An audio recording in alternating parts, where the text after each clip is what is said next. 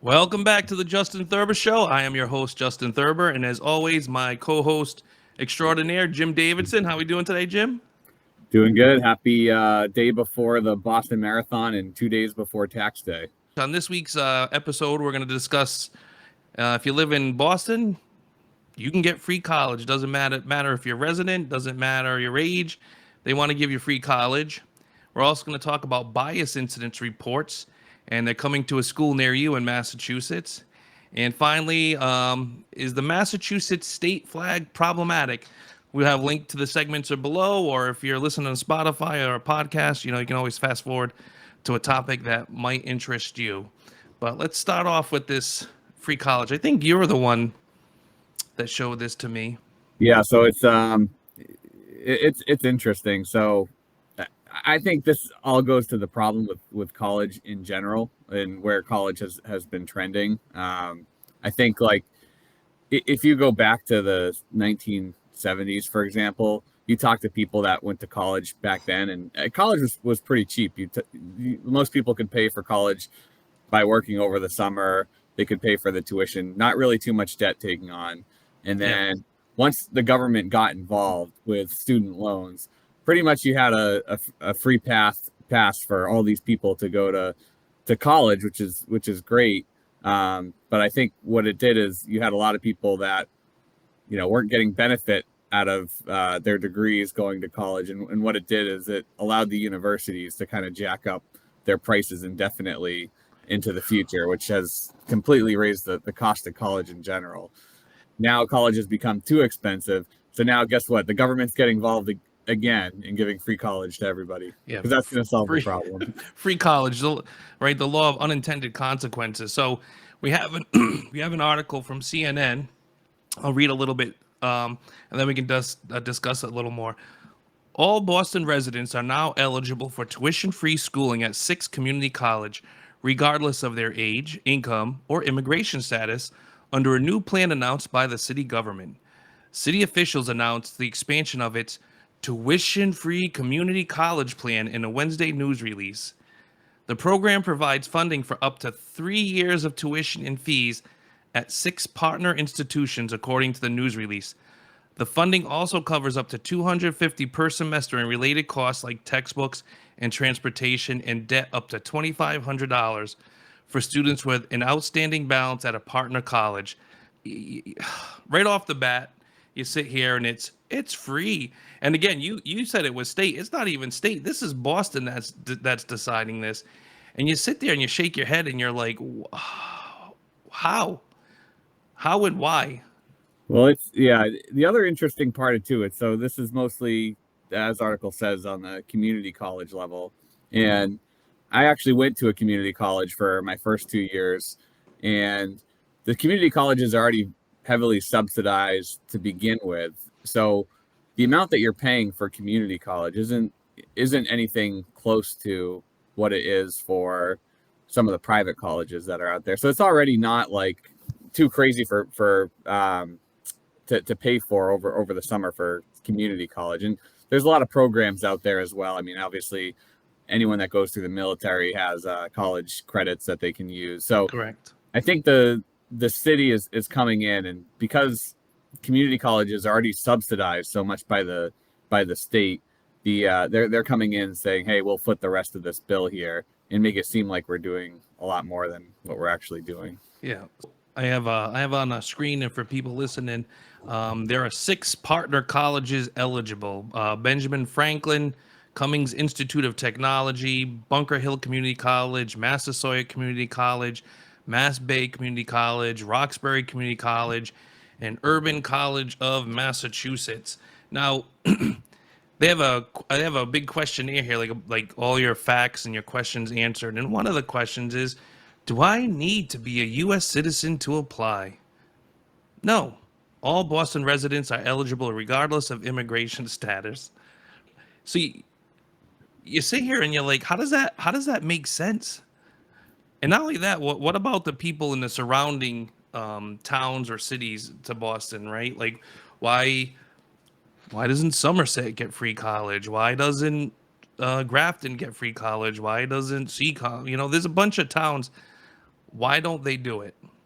And I think what happens, and again, this is just my opinion, is they'll sit there and sell this as, listen, the more smart people we have, the better our society will be.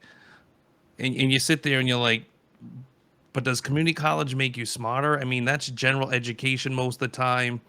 It's not really like you're gonna be a doctor, or a lawyer, and maybe it'll help you get there. But one thing that we'll get to in this program too is, are there any grade point averages you need to maintain? Are there anything where if you fail out, you have to pay back? Because here's one of the things that a lot of studies have found is a lot of these programs that are to lift people up actually make it worse for them because they're put in positions that they can't afford, they're not used to, they don't have the capability to do it. So they get in a worse position if they just never went because they took time out of work and building life experiences and doing, or maybe getting into a career that like a hands-on career or a technical career field that you don't need college for. They lost time with that, or they accumulated bills because they were going to college and they have to pay those back now. And the other big thing too is sometimes people aren't ready. But hey, it's free, so let me try it. And then what happens is they do bad, and their mentality gets shot. Like I can never do that, and they never try again. So like I said, there's a lot of unintended consequences in these things to make it look nice. And I don't think the government personally should be in the game of trying to solve all the social ills of our society, especially when they're taking from other people to pay for these things, and those people are struggling to do the same thing that they're taking money from you to pay for someone else to do. Yeah, you bring up a great point about having some sort of benchmark or like a GPA or some sort of metric to go by, because what this is pretty much an open-ended government program. And I'm sure you've met people, you've talked to people that are like, oh yeah, I have 4 college degrees because I got scholarships and like pretty much went to college for all sorts of different things. And that's essentially what this is doing, is it's opening up the gates to say, hey, if you want to get 4 or 5 degrees, just come take classes, until you're bored, essentially. Which again, there's no metrics that are being tagged on as like, okay, is this person getting a degree? We want to get this. The goal of this would be to get someone educated and get them into the workforce, but you need to also make sure that you're routing out the inefficiencies in the program where people are just going to be jumping from class to class without any sort of direction or any sort of goal of what's going on. So those are some other areas of concern as well, is to make sure that the program is running efficiently. So another thing I did is I said, well, how much is this going to cost? And what you found out really quick is this is going to cost per person between $12,000 to $20,000 a year per person that takes advantage of this. So as you said earlier, it's is it super expensive? No. However, it's $10,000 to $12,000, if not a little bit more per person that they have to come up with it, and it's not free. And again, one of the funniest things is, let me change the slide. In order to qualify for this, you need to apply for financial aid. Well, a lot of people don't know that the federal government generally doesn't allow illegals to have access to taxpayers' money, supposedly. So, how this works and how you qualify for this free tuition in Boston is you have to apply on the FAFSA. And then the FAFSA is going to deny you. But once you're applied, you're in the system. So now Boston and the state can sit there and like, oh yeah, you applied, so now we're going to give you benefits. And the kicker is Alana Presley, in a statement, said, hey, I got $4 million for this program to help these people out. Well, you're federal, and that federal money isn't supposed to go to people who are here illegally. So I think one of the tricks that they do is they'll just offset the money that the city of Boston was going to use, and they'll just offset that to pay for citizens, and then they'll use that other $4 million to pay for illegal immigrants or undocumented immigrants or DACA students or whatever, just so they can go to college and I don't know, for free. Which, like I said, I wish like I said, I don't wish I had free for my kids because I understand that we have to pay something and it comes somewhere. Like there's nothing in life for free. That's one of the first things they teach you as a kid. But to what you said earlier, the government is making it more and more expensive, and we're also making it more college more and more worth less because the more and more people that have degrees, the more and more there is supply and demand, simple supply and demand. Well, if you had 100 people that could do this job, you pay them this. If there's 1,000 to pick from, you can pay them less. So all we're doing is we're devaluing the pay of jobs too. So I think there needs to be more thought in this. I think there needs to be more, obviously, more discussion, because our elected officials aren't really supposed to sit there and say, "Hey, how do we buy votes? I know how we buy votes. Let's give people free stuff." And free stuff means pulling out of your pocket to give to somebody else, so they hopefully vote for them in the future. Yeah, and that's a great point too, because you talk about the value of the degree, and you talk to people again. It's like the government really started getting into the college programs in the early '70s, and that's really when you start to see a lot of the cost problems start to exasperate with student loans and the cost of college and everything like that. And you talk like people that grew up that were part of the earlier generations, they would go to school for an associate's degree. An associate's degree actually meant something Yes. 30 years ago. Today, an associate's degree means almost nothing. I mean, you get an associate's degree, and most places don't even look at that. Now, everything's just been watered down. So, what an associate's degree was is now a bachelor's degree. What a bachelor's degree was is now a master's degree. So, everyone has to go to school, pay more money for longer in order to get the same value out of their education than they did in the past before the government really got involved with this stuff. And the second point I wanted to bring up was you were talking about the undocumented individuals that are getting the money as well. And this goes back to the topic that we talked about before with the driver's license question, because once you get a driver's license, there's really no way of knowing who's here legally and who's not. Yes. Um, like a better approach to that question or to that law would have been to give someone a permit that would have allowed them to drive, but it still would have shown that they were illegal on their driver's license. But as of right now, there's no way anybody knows who's here legally or not for these programs. And again, it's like you have taxpayers paying into this money, and you want to make sure that taxpayers get the priority over people that are foreigners that get benefits from their own country and then come here and get benefits too. So it Yeah. really doesn't make any sense. Well, I found this other article. Like I said, we like to do our due diligence, get a bunch of different ideas. And this one was actually pretty good because it talks about that this program used to be a targeted program for some recent high school graduates who qualified for Pell Grants. Okay, makes sense. You qualified for a Pell Grant. It probably means you need financial aid. They're going to help you out. However, under the American Rescue Plan, the 1.9 trillion dollar inflation inducing boondoggle, right, that was passed, they just can't wait to blow your money fast enough, right? They don't want, well, you're not getting it back, and they're just going to make it and blow it as fast as they can. But here's one of the things: the ending sentence of this article I thought was actually pretty good. Instead of slapping taxpayers in the face by wasting their hard-earned money, cities such as Boston should focus on problems plaguing legal residents such as crime, homelessness, drug addiction, and poor public transportation. Boston should be educating the public, not illegal immigrants. So, whether you believe in that last line or not, and we can debate the merits of that all we want, I always like to tell people, and I've said it on the show many times, is the only thing that's changed in my life is everything's in high definition. And this again is proof positive of that saying. There's there's problems plaguing Boston. We know that crime, homelessness, drug addiction, poor public transportation. It's always the same. And you know what the funny thing is? Politicians' way to solve these problems is to fund new problems and never solve the old problem. And again, I think we talked about this before.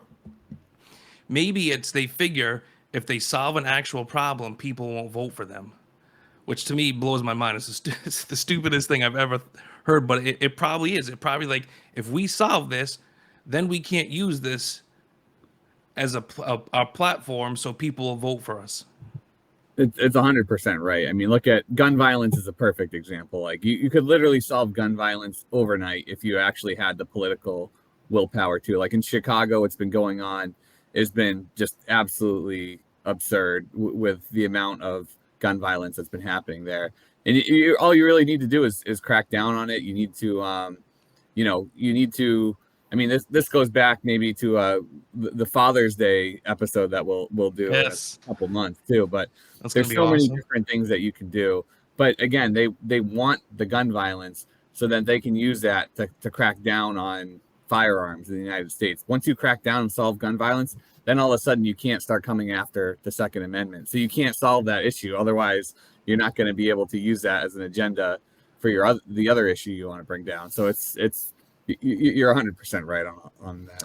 And again, the other thing too is what's the motivation? I guess some people can be motivated just to move to Boston because like, hey, I got free college, but what's the motivation for other people that sit there like I worked hard for things or I did this, and these people just because where they live and because some politicians, want to get some brownie points or a voting sector are allowed just to get free college. It doesn't seem right. It doesn't seem like it should be fair because a lot of people might say, hey, it's just Boston that's doing it. And again, some of it's Boston's money, but at the end of the day, it's all our money. It was federal stimulus money went to it.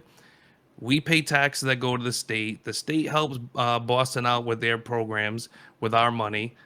So we're paying for this.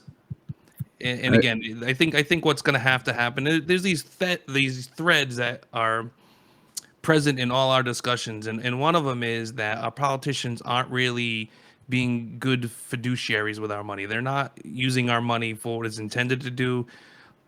We should limit government. Like these are your jobs. Make sure the roads are good. Make sure crime's low. Make sure I don't even want to say school because they do a crappy job with schools lately. We're gonna see that in the next segments. But there should be like a set amount of things that's what they're supposed to do, and that's it. Don't get into the business of everything that you have social ill for. You think's a social ill that you want to solve that problem. Like let people solve the problem. And a lot of times when they get in there, they just make things worse and they don't understand that. All right, so we'll probably see what happens on this in the future. But the next thing we're going to talk about is state-sponsored Tattletales. Now, just to let everyone know, early this morning, Jim, you sent me over this text with this article, and man, it got me going. Oh my gosh! Like I sat there and I'm like, I could probably talk like for hours about this because there's just so many offshoots to this. Let me read this article from the City Journal, and then we can discuss it a little bit more. So, there's a phenomenon is sweeping many Massachusetts public schools. The bias incident report. The inner ring Boston suburb of Newton, home of Jake Auchincloss, the congressman for the 4th District, hosts an online portal where a person can report any cases of hate speech, bias, or discrimination. Another wealthy suburban district, Axton Broxborough, lays out a protocol for the reporting and investigation of all incidents of bias, including prejudice, bigotry, microaggressions, and cultural appropriation. Now here we go. Like it's, we're just getting into this thing, and it already making my blood boil, because I think what happens is I think there's a political party that what they really want to do is they really want to kill speech. They want to be able to control speech. They want to control what you say, because if they can control what you say, they control you. And they really want to tamp it down. And I think what they do is they constantly do things, and they constantly go to the Supreme Court, and the Supreme Court says there's no such thing as hate speech. And I will even prove that, because I went, like I said, I was getting all crazy when you sent this to me. I'm like, oh man. And what we're gonna do is I'm gonna go to the Wikipedia. Yes, I know it's Wikipedia, but and what we have is the hate speech in United States. And I'm gonna read. In a Supreme Court case on the issues of Metal v. Tam in 2017, the justices unanimously Now they don't do things unanimously as a lot, right? No. Reaffirm that there is effectively no hate speech exception to the free speech rights protected by the First Amendment, and that the U.S. government may not discriminate against speech on the basis of the speaker's viewpoint. But wait, we just we just read, right, that a portal where a person can report any cases of hate speech, bias, or discrimination. So I think what's happening is in the ongoing effort to shut people up, to divide us more, to have us sit by and be fearful of thinking, talking, having discussions, goofing around, being stupid kids. What they want to do is they want to scare everybody into just not talking. And then what they can do is they can control how you think. Because if they're going to sit there and say, you can't talk about this and you can't say this, then obviously people are going to start thinking a certain way. Did you see that video this weekend where there was a BBC reporter that came to the Twitter headquarters and was Yes. talking to Elon Musk? I Elon highly Musk, yep. recommend everyone go find that video if they haven't seen it yet. But essentially, what happened was the BBC showed up to Twitter to run a story, and then Elon Musk caught wind of it, decided to sit down with the guy and do a cross examination, and pretty much the interviewer was saying that since Elon Musk has taken over, there's been more hate speech. And Elon Musk is like, where, give me an example. And the guy's like, oh, I don't really use Twitter that much. He's like, give me Yeah. one example. He couldn't give one example. But meanwhile, everyone throws around, hate speech as like, this new thing. And like you said, it's like there's either free speech or there's not free speech. Yes. There's no middle ground there. I always tell people you want free speech. Free speech is awesome. You and I both served, and people used to ask me, how do you like people that burn flags? Now, particularly, I don't, but I would have the discussion with them. But I also fought for their right to do that. And I used to tell that to people, and like, you're crazy. I'm like, I'm not crazy. I fought for the right for people to have free speech. Free speech means sometimes I have to hear or see things that I don't like to hear or see. You know how that benefits us as a society? I tell us to my kids all the time, like, you let people prove who they are. If they come out and start say things or do things and I don't like those, you know what? Now you avoid those people. And all this does is, if there is a lot of this hate speech out there, which I think a lot of this is everyone's in this culture that they're going to be offended. Everyone takes offense to everything. It's just going to make it horrible. And we really need to rein this in as parents. We need to go to our schools. We need to say, listen, do you have these stupid things in place, and get them the hell out of here? Because there's a more insidious thing that we'll get to, that I think this is the real reason why the government wants to impose these things. We'll get to that in a minute. But let me read some more of this, because it's just mind blowing. And I think when you and I were talking about this, you talked about some 1984. So let me read this, and then read this article a little bit more, and then you can talk about it. All right. So, creating a system of decentralized educational surveillance. These bias incident protocols essentially deputize all members of a school community with the responsibility of monitoring behavior and speech. Anyone aware of an alleged bias incident may report it. The target or perpetrator of this alleged bias could be a student, staff member, or faculty. Everything from off-color language to physical violence to, as Boston Public Schools puts it, imitating someone's cultural norm could count as an incident. Most of these protocols allow for anonymous reporting, and once a report gets filed, an investigation would begin, which could lead to disciplinary consequences for the alleged perpetrator, as well as possible school-wide initiatives. Oh my! I just can't. I just. Maura Healey a couple of years ago came out with guidance on this, and I have the screen up now. It was in, I believe, 2017. She sent out a letter to everyone talking about how they're going to go about doing this. No, 2020, November 17th, 2020. So here is at the end of this thing, like, how it's going to work, what you're going to do, all this other stuff. We'll send a link in the description. Here are some ways of combating this bias incidents, or bias. And I'm going to read verbatim. Student leadership. Schools should foster and support student leadership groups representing marginalized communities, e.g., Black Student Union, an Asian American Students Association, the Gay Straight Alliance, Gender Sexuality Alliance. Not only do student leadership groups support students and their allies to help build resilience, they increase acceptance and understanding among the school community and contribute to a positive school climate. Now, that's page 6 of a 7-page thing. Page 7 just has comments or questions. Let me go right to the top, though, right? Because right at the top, right, they talk about all the different things. And here we go.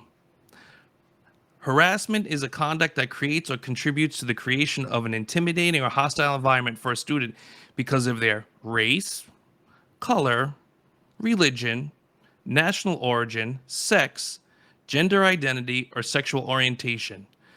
So here's where I don't like it, and I hinted to this a little bit earlier, and here's where it's going, is they have to say that whole soup of gender, race, religion, color, all that other stuff, right? But when you get to the meat of it, the only things they care about is page 6. We're going to make marginalized groups, and those are the really only people that you can offend. You can't offend any other group. And that's the insidious part about this, is it's being used under the guise of being nice to stop bullying, to stop hate speech, which is no such thing. But what it really is it only works one way, and it always works against certain people. Yeah, it's you were talking about before the 1984 reference, and they call it the junior spies in 1984. I actually found I just pulled up a quick a quick chapter, a quick summary on Spark Notes just to give the shortened version. So I'm just going to read that little snippet real quick, just so you can get a taste. But yeah, it's pretty funny how much George Orwell was able to predict in the book 1984, and 2024. yeah, exactly. So here goes the summary. So Winston opens the door fearfully, assuming that the thought police have arrived to arrest him for writing in the diary. However, it was only Mrs. Parsons, a neighbor in his apartment building, needing help with the plumbing while her husband was away. In Mrs. Parsons' apartment, Winston is tormented by the fervent Parsons children who, being junior spies, accuse him of thought crime. The Junior Spies is an organization of children who monitor adults for disloyalty to the party and frequently succeed in catching them. Mrs. Parsons herself seems afraid of her zealous children. The children are very agitated because their mother won't let them go to a public hanging of some of the party's political enemies in the park that evening. Back in his apartment, Winston remembers a dream in which a man's voice, O'Brien's, he thinks, said to him, "We shall meet in the place where there is no darkness." Winston writes in his diary that his thought crime makes him a dead man. Then he hides the book. Yeah, this is the thought. It's funny because now I'm reading another part from the mass.gov guidance of hate and bias incidents in schools. Check this out. Underlying causes and difficult conversations. In order to prevent, identify, and appropriately address hate, bias, and prejudice, the school community should engage with related issues such as role of the unconscious bias, the histories of marginalized groups, and the continuing impact of racism in our society. So, again, to me, what this is, and again, you have to always look, the government is never doing anything for your good. Like the government, if they came out and said, hey, be grown adults, kids are going to do things, we have to teach the kids the right way to do it, that's one thing. But if you're going to come out and you're going to start talking about unconscious bias, histories of marginalized groups, all this other stuff, all you do is you keep perpetuating this idea. And when you perpetuate this idea, it's really only one side that is the aggressor. It's really only one side that can be the good guy and one side that can be the bad guy. And it's indicative because, like I said, I went and did a bunch of research on this. And what I found is universities in Massachusetts have been doing this for a while. And they actually have a reporting system. And you can actually go to University of Massachusetts at Amherst and every time there was a bias incident, they reported it. So let's read some on this on my screen. I have some, and for people listening on podcasts, this is there's some great ones in here. So on January 25th of 2022, there was a lewd drawing made in the snow. Right? Um, Wait, how does someone make a drawing in the snow? I By the think way, they must have. There's a couple ways you can do that. On January 12th, there was an unfair treatment of a student reported in an academic department. Where there was a real good one. Check this out. Student reports violation of COVID-19 protocols and harassment for following protocols. I mean, this is what we're talking about. Those people weren't following COVID-19 protocols. I was yelling at them, "Hey, you're not following protocols." And they're like, probably like, "Shut up and why are you?" And that's an offense. And we're teaching people to take everything as an offense, to not have conflict resolution, to not sit there and deal with people as people and individuals. We're telling them, hey, if you have a problem with someone else, instead of fixing your problems, go tell somebody. And we're starting earlier, like we start in college, like, hey, we're gonna start in college, but as always, they move these things out slowly, these plans they have slowly. So it started in college, and now it's going to go to high school and elementary school. And then what your kids are going to say is every time there's a conflict, every time someone says something that they don't like, is to tell it someone else, and that other person is going to solve your problem for you.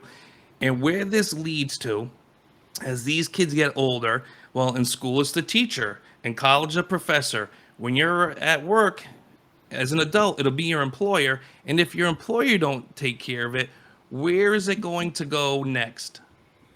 It's going to go to the government, and the government's going to solve the problem, and the government's going to be the one that sits there and says, hey, you said things not nice, and now we're going to make you pay and punish you. And again, that goes, like I said earlier, my larger point to this is there's no such thing as hate speech. There's no, as much as people want to get into arguments about it, there isn't. There's things we don't like. Can we be adults? Can we start teaching our kids to be adults? Sticks and stones. Just be nice to people. If someone says something to you that you don't like, whatever. You have other people. You have other friends. I saw this thing this weekend. Someone was playing the best of COVID, like all the things that happened during COVID, all the craziness that happened. And one of them, obviously, you had all the stuff going on in restaurants. You have to wear a mask standing up and not while sitting down. Bars have to close at a certain time. But one of them was remember the reporting system. So like you were supposed to spy on your neighbors, and you were supposed to tell the government, like, hey, if they're not wearing a mask, or if they're out at a certain time, like you gotta you gotta tell the government what's going on. If they have more than 25 people at their house, you have to report them to the government. Like that's where this is all going. It is. And when that was happening, I will self-identify. I had people at my house self-identify. I didn't care. You can call on me because I'm not the bad person. I remember one time we were at a birthday party, and there was probably like 30, 35 people over when the cap was still 25, and we were all outdoors. And then all of a sudden a helicopter starts coming overhead, and everyone's like, run, they're here, run. And again, like I think it's teaching virtue in victimhood. It's teaching virtue and I don't want to say not being a good citizen, right? That's not the way it is. I understand people have things they believe, but if you're gonna sit there and rely on the government to punish people that you don't like or aren't doing what you want them to do, that is not what the government's supposed to be used for, and that's where we're going. There's more on this. I was just going through while you were talking. A student yelled at for walking on campus. That was like legit. I was yelled at for walking on campus. I'm going to go tell somebody. A Zoom lecture disrupted by racist and sexist comments. Well, what were they? A student reports that their pronouns are not being updated on their class roster. Come on. Come on. And again, like if we think these rise to the level that it has to be brought up and someone has to solve these problems, my gosh, are we in such big trouble as a country? Because Our politicians want it to go this way. They want people to come to them and say, listen, let us solve your problems, because if we solve your problems, we're going to have all the power to tell everyone to do what the hell to do. Right? Kind of like this. I'm a I'm a parent. I've had this happen before. Your kids are fighting, the kids are arguing, they're like, and you say, they're like, Dad, Dad. And I go, listen, figure it out. Because if I figure it out, neither of you are gonna like it. And that's what we're doing. We're absolving our responsibility, or well, not me. I would never do this, but we're teaching kids to say, listen, don't take the responsibility to figure out your problems. Have the government solve your problems. And the government's like, yes, let me solve your problems because I'm going to take over all your lives and tell you everything to do. You That, brought up a great point earlier too about how they introduced this. So, like you said, it's like it starts off at the college level, and let's be honest, at the college level, most people are in the 18 to 25 year range. So you're talking about really young kids that don't really have, they're still, their minds are still very young in terms of like pushing back on things. When a school introduces a policy, they're probably like, yeah, this sounds like a good idea. It'd be a lot different than if you were implementing it in the workplace environment where people are more willing to push back. So they started at the college level. Then, like you said, it's like then they push it down to the high school level, and they use the college as an excuse. Oh, we do this at the college level, so we're going yes. to bring it down to the high school level now. And then the high school starts introducing parts of it, and then it starts going down to the elementary schools, and they say, oh, well, the high schools and the colleges are doing it, so we're going to do it at the elementary schools too. And then before you know it, you have these programs or this new culture, a new way of life that we're operating under, and it's just like that's how these institutions get used. So the other thing too is I remember years ago, and again it was effective. I used to tell people all the time, this anti-bullying thing is just a way for the government to make people complacent and not be able to push or fight back. So when they want to enact policies and things on us that we don't know how to fight back or we don't want to fight back, right? And it came to be Covfefe 19, because I don't know if we can get away with saying the thing, came about. And what happened?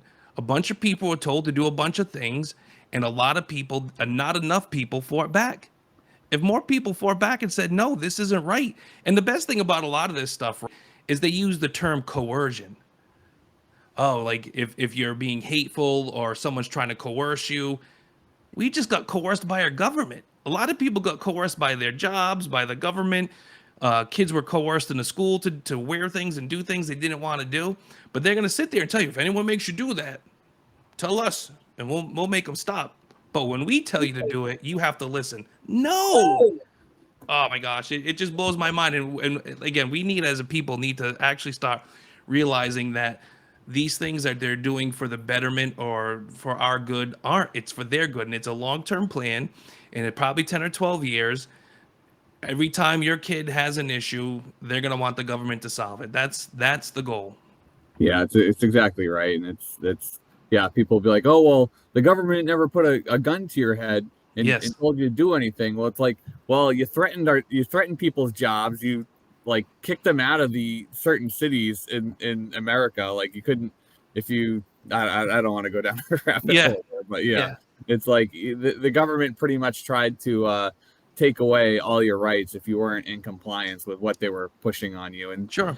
the more we get into the future, the worse it's going to get too. Because this stuff, not only is it just starting, but then with technology, I mean, we talk about driverless cars. All of a sudden they can shut your car off. We talk about digital currencies. All of a sudden, we don't like your political views. We're going to shut down your banking. So this is just getting started, and it has the potential to get Well, it much. has the potential, and the biggest thing we discuss all the time is people have to push back, people have to get involved, and people have to realize that the days of doing nothing are over. We have to do something, and again, whatever your ability is, do what you can, but doing nothing isn't an option anymore. And one other thing too, I'm reading this. Belmont school system has their whole incident reporting forms and how it works and all this other stuff. So they have like a question and answer fact section, and it says, what is a protected group or protected class? Massachusetts law outlaws treating people unfairly based on the person's membership in a protected class, such as your race, national origin, religion, disability, age, sexual orientation, or gender identity. And Massachusetts student anti-discrimination states no person shall be excluded from or discriminated against in admission to a public school of any town or in obtaining the advantages, privileges, and courses of study of such public school on account of race, color, sex, gender identity, religion, national origin, or sexual orientation. However, if we go back to page 6 of the Attorney General's memo, what does she do? She outlines 3 things that you want to push above these other ones. And this is the other thing that I never understand why people don't get it. If everyone's equal, then that student leadership where you're going to have a black student union, Asian American students associations, gay straight alliance for gender, and all this other stuff. You know what else you should have? It should have said, hey, you can have a religious one. You can have a man and female one. You know, like you should have all these. But that's not the point. The point isn't to be equal. The point is to say, hey, listen, these are the ones that we really want to help. These are the ones we really want to take care of. And everyone else, screw you. All students are equal, but some students are more equal than others. George Animal Orwell, Farm. right there again. Animal Farm. And it's just a bad road we're going on. I think in the future you and I are going to discuss about homeschooling and school alternatives. And the push, there's a lot of people starting to see this, and there's people that can afford it, and they've already taken their kids out and they put them in private schools, or they're homeschooling them. You see states starting to have school choice, and it's because stuff like this. I think most common sense people look at this and like, this is absolutely crazy. But the problem is there is a lot of people who are poor and don't have the resources or the ability to get their kids out of these school systems, and they're becoming, unfortunately, indoctrination camps. And again, in people like, oh, that's too much. No, it's not too much. When you're sitting here telling me that if my kid goes to school and is joking with a friend, and someone over here sees him joking and doesn't like what he says, he can report him, unbeknownst to my son, right? And then my son can get in trouble, or my kids can get in trouble because two kids were joking and someone else didn't like it. Instead of the person going over there and be like, hey, listen, I don't like that you said it to him. And they could be like, well, this is the reason why. We're not teaching that anymore. Where's that being taught? And like you mentioned earlier, we still don't know what is hate speech. Like you said, it doesn't exist. There's free speech and there's not free speech. So who gets to define what hate speech is? Well, and this goes back to Elon Musk interview too, where he's like, what the guy was saying that he was saying something sexist or something. He's like, so you're telling me that Twitter should ban everything on the platform that's slightly sexist? Is that what you're saying, that we should censor everything that's slightly sexist? The guy's like, oh no, I'm not saying that. Well, he's like, then what are you saying? Because that's exactly where this is going. Is like, there's no defined there's no definition here. It's a big gray area. I have a definition, and it's the Supreme Court definition that I agree with. There's no such thing as hate speech. Right. There's speech you hate, right? Right. There's definitely speech I hate. And listen, I'm sure people don't like some things I've said, and vice versa. It just happens, right? There's difference of opinions. There's difference of cultures. There's difference of religious beliefs where people have just differences. And what adults do is we don't absolve our responsibility to the government to solve problems for us. We take it upon ourselves to do one of 2 things, or maybe a couple things. We either have the discussions, which is like why I want this show, so we can have people on eventually that disagree with us, and we can have these discussions, or we ignore it, or we do something to make the narrative change or whatever, or to say, hey, to our kids, like, that's not what you should do, or learn from it. But every time you feel offended or someone says something you don't like, to start telling kids to tattletale, oh my gosh. It's going to be a special kind of hell of a place to live if we don't stop this. I'm sorry to say it, man. I don't get it. Next time someone makes fun of my hairline, I'm going to report them for hate speech. Yeah, what if they call you bald and you're like, hey, listen. That's an attack. What can I do? I don't think that's a protected class. I'm looking again. Uh, disability. Can I be a disability?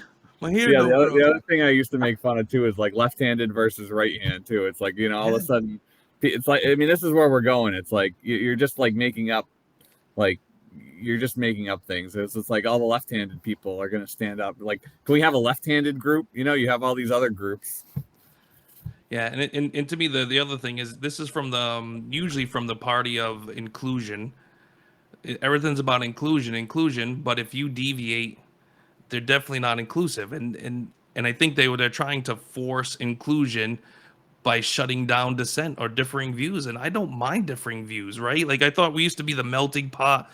Everyone brings something, and we get better. And again, I truly believe that. That's why I love free speech. I used to have discussions with you and other people, and I said the best thing about free speech is there should be a battlefield of ideas. And I think I've seen some other people say this probably a lot more eloquently than I'm about to, but what happens is you believe what you believe, I believe what I believe. And on a battlefield of ideas, we present those beliefs. And then it's a point counterpoint. And then what happens is someone's going to win or someone's going to lose. Like someone's going to win the argument and debate, someone's going to lose. If I lose, it's incumbent upon me to say, man, I never thought about what that person brought up. And I go back and I think about it and I'm like, well, is there validity to that point or is I just not prepared? And you sit there and you go through it and you think about it. And then if you have that debate again, you say, hey, wait, I thought of something else and this. And if they can't have a comeback, they should go about thinking. And then what happens is hopefully eventually, after going back and forth and having these hard and tough discussions, what you'll see that us as a society hopefully gets better. Hopefully, what we can sit there and do is say, hey, we've had these discussions, we've had the debates, we've talked about this issue, we've talked about this, we brought all these points in, and this is the best way forward for society. What politicians do by getting in the way and saying, like, this person doesn't have to answer to it, all that's doing is allowing for that discussion to fail and our society to never get better. And that's what these people don't understand. We're not getting better as a society. I know a lot of people a little bit older than me. I'm probably an old guy now and younger than me. And most people agree society isn't getting better, it's getting worse. And it's getting worse with the more of the stupidity we're doing. Like we're regressing, and we shouldn't be regressing. We should be progressing, but we're not progressing because when you're trying to take that step forward and you're trying to have that intellectual discussion, people shut down. I don't know how many videos I watch on different topics, and they'll talk to people and they'll ask a question, the person will respond, and then they'll ask the next logical question. It's the next logical question, and the people shut it down because they don't want to answer because they know they lost with the next logical question because they never had to think about it. Because anytime anything ever came in their mind that challenged that, they didn't have to think about it. And now what they're going to do is they're going to tell on you, and your teacher, professor, employer, or eventually your government is going to come after you. And that's not where we need to go. That battlefield of ideas that you brought up is so important to have, and that's exactly what is uh, trying to be shut down right now. Whereas, like the the way that you fight misinformation is with truth. What they're Yes. trying to do is they're trying to fight misinformation. They're saying, oh, the solution to misinformation is censorship. Yes. And that's not the right approach because a lot of times they're classifying the truth as misinformation and they're censoring it. So the only way that you can find the real truth is through the battlefield of ideas, and it's a dangerous slope that we're heading down when that's being shut out of the picture. Definitely. So let's keep an eye on this. I think people out there maybe start putting some FOIA requests in or going to your school's websites to see if they start having these bias incident reporting tools or anything about it, and have the discussions because this is supposedly from DESE, this is supposedly from the state, but I'll tell you what, we elect school committees to do a job, and hopefully they do a job. You were elected to represent us. it's not supposed to be from the state down or everything. So, we're gonna have to push back and fight. Another thing we're gonna have to fight. Let's talk about, and you sent me this, Jim. The Massachusetts state flag is being problematic, right? Well, it's actually funny. So I think you had actually sent me this originally a few months ago, and I read it and I'm like, huh, that's interesting. And then sure enough, as I'm reading through my town warrant, there's a vote to remove the state flag because it's problematic. So yeah, so then when I saw that, I sent you this from my town that's now putting it on their agenda for our town meeting. Let me do this really quick. Let me get this up for everybody. Oh, that's the flag. Here's Article 34, and this is of Grafton, right? Correct. All right. So Article 34 states to see if the town will vote to adopt the following resolution in support of changing the flag and seal of Massachusetts. And I always hate this whereas stuff. Whereas the history of the Commonwealth of Massachusetts is replete with instances of conflict between European colonists and the native nations of the region who first extended the hand of friendship to the colonists on their shores in 1620 and helped them to survive starvation during the settlers' first winters on their land. Whereas members of the native nation for whom the Commonwealth of Massachusetts is named were ambushed and killed by Miles Standish, first commander of the Plymouth colony at Wessagusset, now Weymouth, in April of 1623, barely 2 years after the Pilgrims arrived. Whereas the colonial broadsword held by a white hand above the head of an indigenous person of the Massachusetts flag and seal is molded after Miles Standish's own. Let's get to the next one. Broadsword, borrowed for that purpose from the Pilgrim Hall in Plymouth by the illustrator Edmund Garrett in 1884. You can't. There's so much to read. It goes on and on, right? And I think what the issue they have, and correct me if I'm wrong, is the design they believe is hand with the sword in it over the indigenous person is supposed to represent that we're keeping the indigenous person down. Is It's that it, yeah, and it's funny because literally almost every single thing that you just read in that article is like a complete lie. Like first of all, they say a white hand. Do you see a white hand? I see a yellow hand. I see a hand yes, the same skin color as the Native American. So yes. where are they pulling white out of? Well, so again, I went online to get the actual meaning because again, like far be it from people to actually go look into the actual meaning of things. And again, outsourcing or thinking, the common theme throughout all our things is people hear stuff and they believe it when they can actually, like you said, go find a history, go look it up. What's the actual, how is this flag designed, right? So the flag of the Commonwealth of Massachusetts displays on both sides the state coat of arms on a white field. The shield is meant to depict an Algonquin Native American with bow and arrow. The arrow is pointed downward, signifying peace. How horrible, right? However, the face of the figure is modeled on a photo of Ojibwe chief Thomas Littleshell. A white star with 5 points appears next to the figure's head, signifying Massachusetts as a U.S. state. A blue ribbon surrounds the shield bearing the state motto, "By the sword we seek peace, but peace only under liberty." Above the shield is the state military crest, the bent arm holding a broadsword aloft. The sword has its blade up to remind that it was through the American Revolution that liberty was won. The sword itself is a copy of one belonging to Miles Standish, so that's right, and signifies the philosophy that one would rather lose their right arm than live under tyranny. Seems a little bit different than what they were saying it's about. Yeah, and it's funny too because you go into the warrant and notice how they say if what does it say? It says native nations is the Yes. terminology. They don't say which native nations because if you were actually to bring up the history of what happened in that time period, it goes completely against the narrative that they're portraying in this warrant. So the pilgrims. So first of all, the pilgrims were not oppressors. The pilgrims were the oppressed. They were um, were religiously persecuted. So that's why they came to the New World, was to be free of religious persecution. And when they arrived in, well, originally Cape Cod and then Plymouth, um, they the tribe that they met originally was the Wampanoag tribe, and they made a peace treaty with the Wampanoags because the Narragansett Indians were the ones that were warring with the Wampanoags at the Yep. time.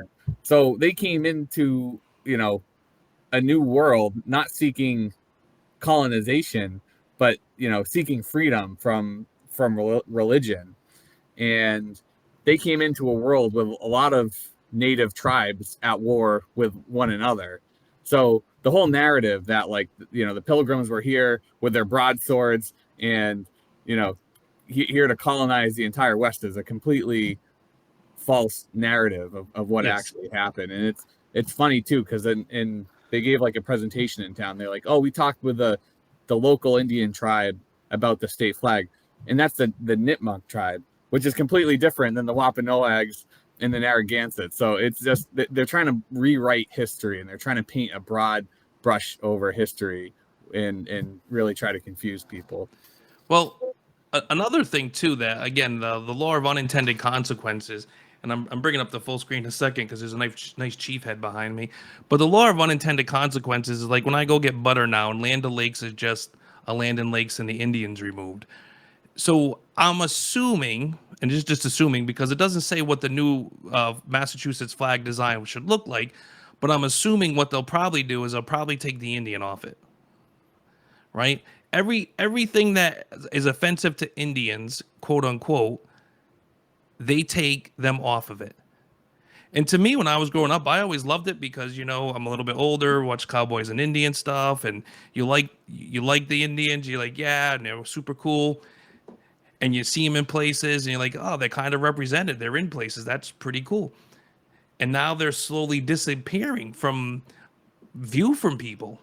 And it's even funny because behind me is a chief thing, and it's just so happens I remember this, as I was a chief in the military, and it was a sign of respect, and there was a whole big I wasn't prepared for this, but there's a whole big thing of how they came up with a chief and as a sign of respect, and how they modeled this after a certain chief, this design out of respect. Like, listen, there's things that we've done in our past. Okay, I wasn't there, you weren't there, but our country was based on thing, yes. But out of respect for the people, shouldn't we like have some avenues to show them in a good light, or show them on stuff? I love seeing Indians on stuff. And again, if your idea and your solution is just to, hey, this is offensive, remove them, I think you're actually doing more harm than good. Yeah, I agree completely. And there's so much to unpack here too, because this whole narrative of, again, the colonization of everything, like, the most people might not realize, but on the Mayflower itself, when it came over, I mean, there was, when you had groups of people interacting that are coming from different parts of the world, you had disease and famine like you've never seen before. And most people don't realize half the people on the Mayflower didn't make it through. Over Yeah. half the people didn't make it through the first winter because of disease. And that was an unfortunate consequence of when the two groups met, is that it created a lot of disease. And that was the biggest factor of what happened. It happened to all different, different sides. And but yeah, you bring up a great point with the cancel culture aspect of things, because it's like you look at society and who's getting removed from culture today. You look at the Land O'Lakes Indian is getting removed. The Uncle guy Ben, from Uncle Ben's, is getting removed. Aunt The Jemima. Aunt Jemima is getting removed.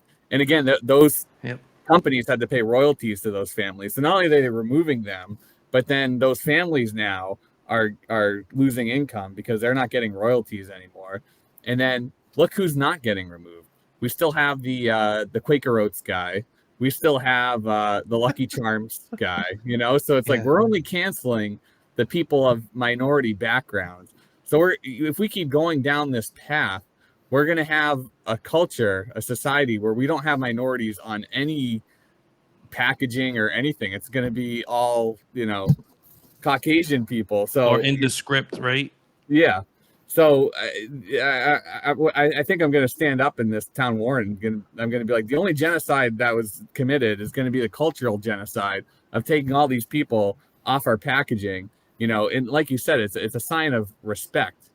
And the other thing that this whole warrant misses is like, look, we are 300 years removed. Well, 1620, right? So we're Yeah. 400 years removed from the date that they had mentioned here. As a society, where like America, like you said, it's such a melting pot. Where it's like my wife's family, like we're all mixed. We have backgrounds from all different parts of the country, and you have like, you know, you have people that like have backgrounds. You have look at our senator, right? Elizabeth Warren. Oh, I'm Native American, Yeah. But like you actually have people that are actually Native American too. So it's just I don't know. It's just like it's trying to play victim here, where you're like, oh, it's us versus them, but it's like we're all Americans. Yeah. We all share the same history. We're all part of the same group of people, and we're all so mixed now. It's like we're all one people. So I think it's just very divisive as well that they try to pin these two sides against each other. So here's one thing I've always told people in one of my little bits. I think what happened is like in the 1960s there was the space race. After the space race was kind of over, we had the Cold War, and after the Cold War, life's been pretty good. Life's been pretty good for Americans on a whole.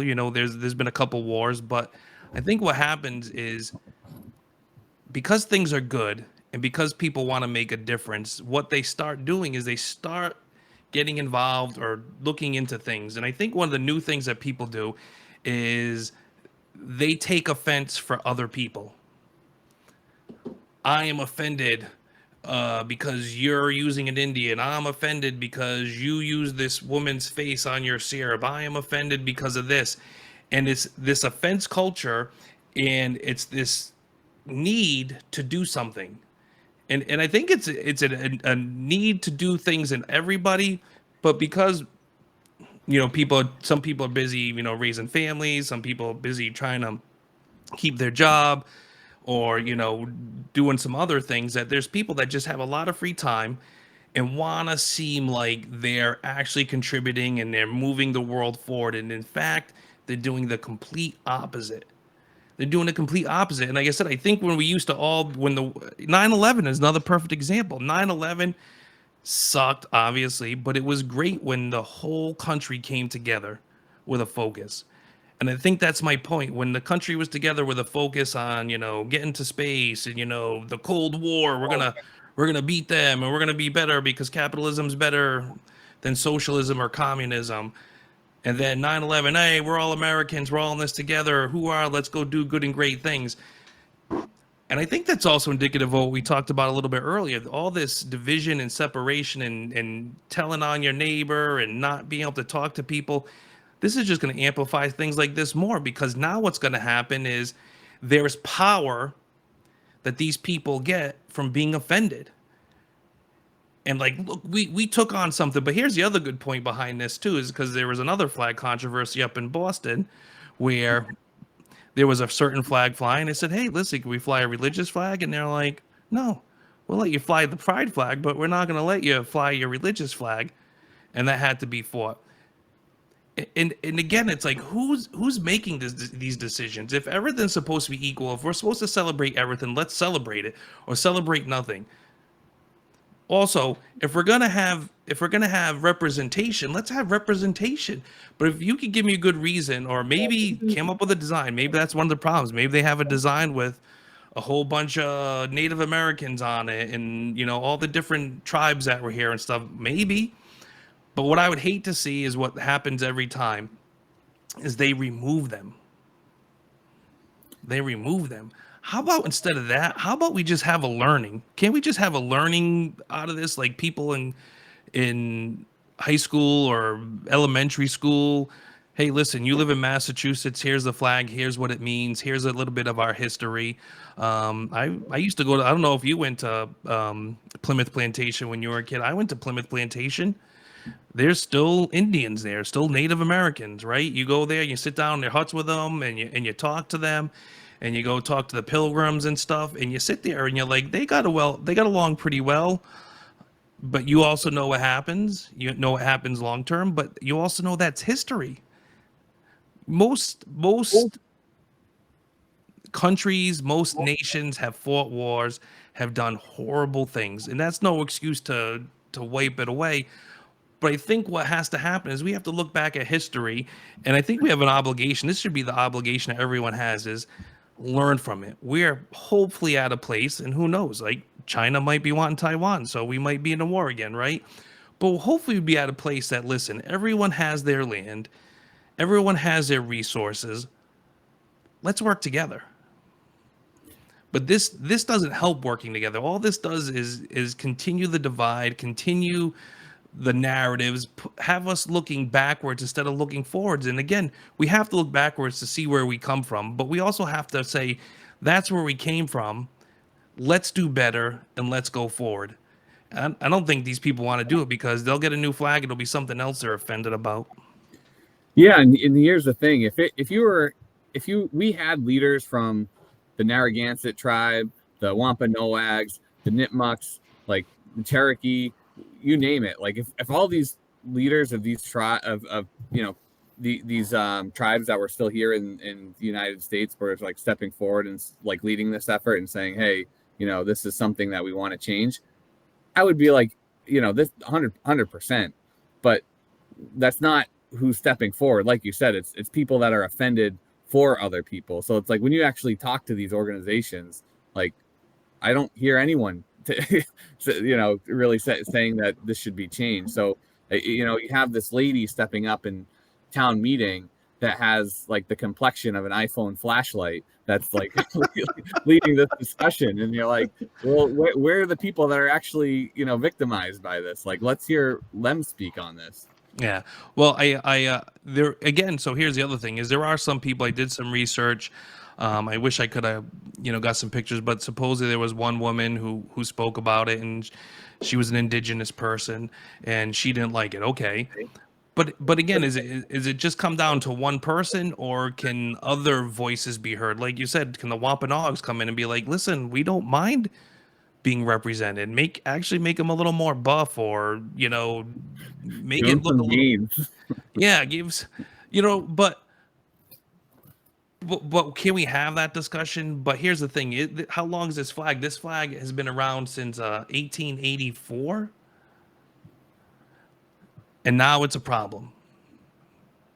Now it's a problem. And again, I think what happens, and one of the other things that a lot of people forget is a lot of these things are in the past. We knew history better. We taught history better than we do now.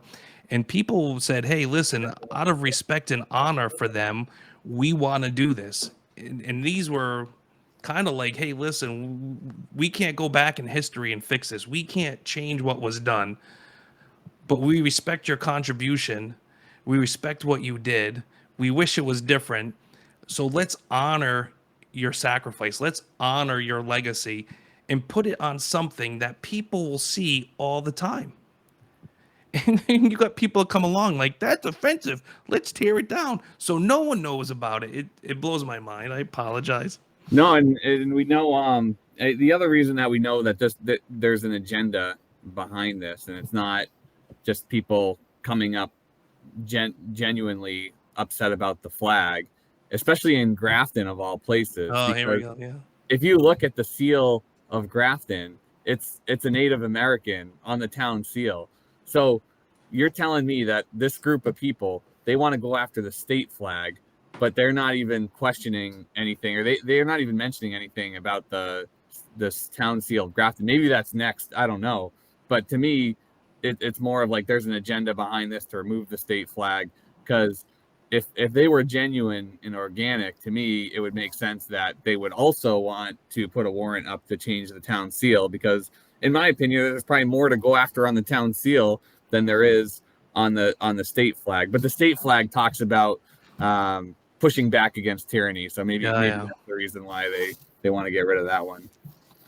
Well, again, one of the things we're starting to see is the government will definitely help and favor people that will give the government more power to do things.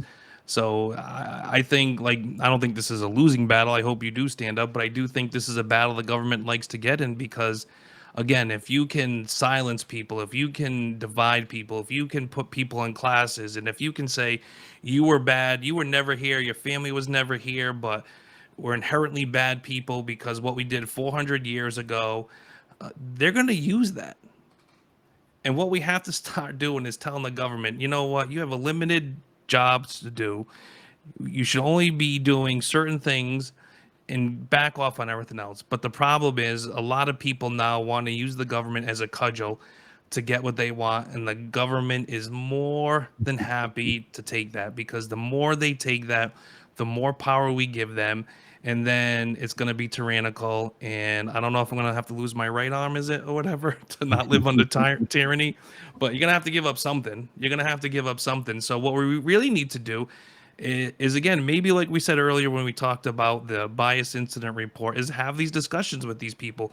The problem is, and maybe if you get up and you talk to these people, Jim, the problem is in the arena of ideas, their ideas don't hold up and they're not going to want to engage. And it's going to devolve into name calling, which is sad. Name calling and you don't understand and you don't know, and that's because you're this or that, or they'll throw everything out instead of getting to an actual challenge of ideas, a talking, and maybe, hey, listen, it comes to maybe they tell you something like, you know what, I don't mind if we change the flag as long as you still represent the Native Americans. Maybe you learn, but I think more often than not, they'll probably learn. What do you think? Yeah, and the other person that they bring up in that town warrant is Miles Standish. Like the broadside is designed after Miles Standish's broadsword.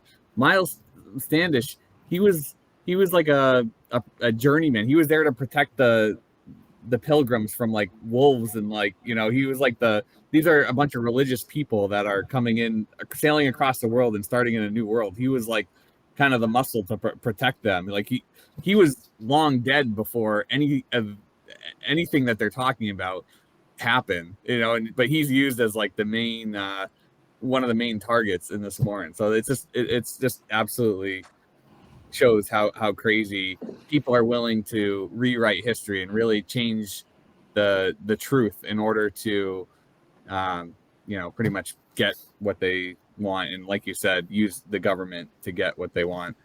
Yeah, we got to stop doing that. Well, you know, you have to keep us posted on what happens with this flag. Hopefully cooler heads prevail. Hopefully we can have a discussion. And again, maybe when you come back and we have a discussion, if you go there and they say some things, we can have some new information, or maybe we could also, you know, you can teach them some things too. So again, Jim, thank you very much for another great Justin Thurber show. You have a wonderful day. And until next time, everybody, take care. Thank you, you too.